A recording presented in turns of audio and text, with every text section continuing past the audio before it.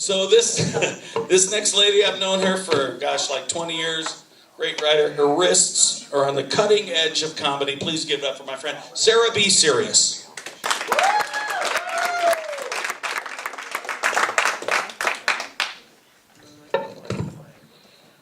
Hi, how y'all doing?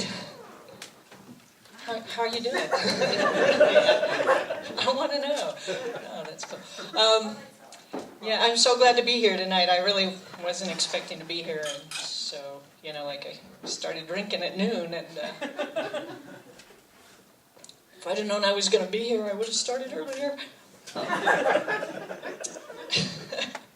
So, I got to tell you, I'm a bit of a loner, people. I tend to distance myself from people with abandonment issues. And, I'm such a loner, I was always trying to ditch my imaginary friend when I was a kid. But you would too, she was a Jehovah's Witness. Yeah, my imaginary friend was a Jehovah's Witness. My father was a Mormon missionary. My mother was the Avon lady. I should know more knock-knock jokes. But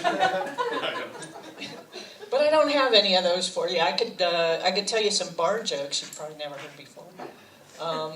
Okay, Christmas tree walks into a bar. Says, "Bartender, give me a beer." The bartender says, "I don't think so."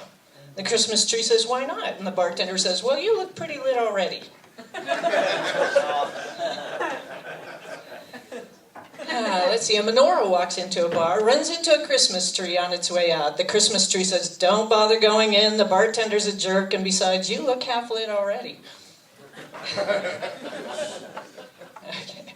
So, a beautiful woman walks into a bar, sits down, and says to the guy next to her, "Hey, Quasimodo, can I buy you a drink?" And he's like, "Well, sure, but first, how'd you know my name?"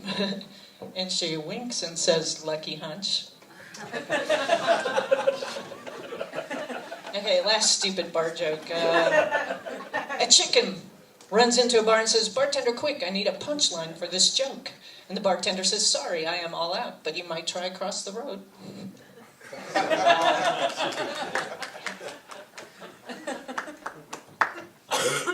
I'm always thinking about weird stuff, like all those women in the South named Delta. Not one guy named Peninsula. Yeah, people are always trying to give me advice on my comedy act, and they say, "Sarah, stay away from dick jokes." And I'm like, okay, so I'll do geography instead.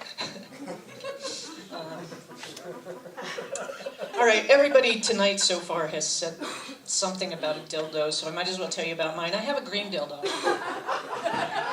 Well, I mean, it's solar powered.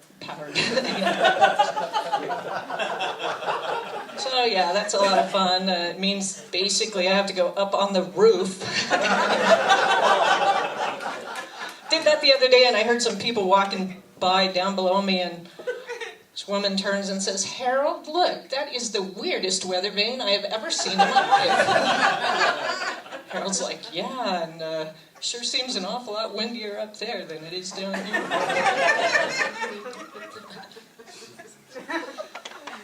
Did I mention I'm a loner? I've been a loner all my life. Just ask my twin sister.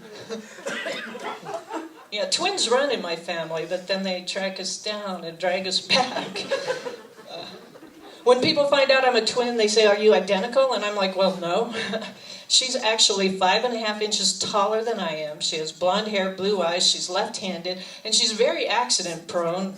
When we were on the softball team together, her jersey number was 911.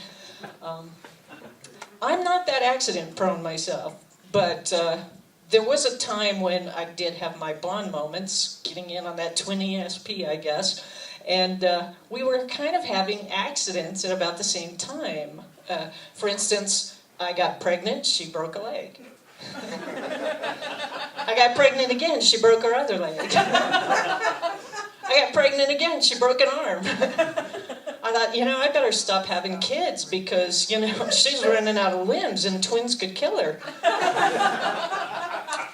So it was really fun going to my husband and trying to explain this. I'm like, honey, we have 3 lovely daughters and, there's a population explosion going on in the world. And he's going, "Oh, okay, I think I see where this is headed. Would you like me to get a vasectomy? And I said, well, if you want to, that's fine, but how's that supposed to keep me from getting pregnant?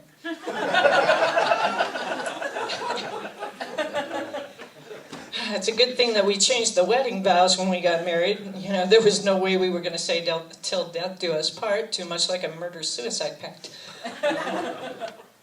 Yeah, he suffered from PTSD. You know what that is, right? Somebody shouted out, post-traumatic stress disorder at another show. I said, no, at my house it stood for put the shotgun down. So, let's see, what else can I tell you about? All right. So I met somebody this last week, and we just seemed to really hit it off. She's really cool, and, you know, we're, you know, doing all that stuff, getting to know each other. She told me her favorite word is synchronicity. I'm like, what a coincidence. Too far to go for that one. I took that Facebook quiz, what dog are you? And I got, bitch, do you really think I take those quizzes? So I was in an accident the other day. I was driving along, and it was not my fault at all. It's just all of a sudden I looked up, and there he was with his bumper sticker that said, I'd rather be at the demolition derby. So I rammed him.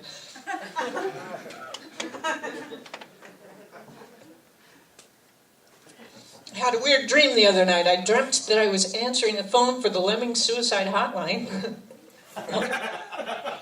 Dude, you should not be going through this alone. Yeah, a bunch of us are meeting at the Sea Cliff next Friday. Yeah, bring a friend. I dreamed I taught the lobsters in the seafood tanks how to shoot them rubber bands. Did you hear what the palm reader told the lonely, lonely guy? Well, first she had to part the hair. Oh, I see you're going blind.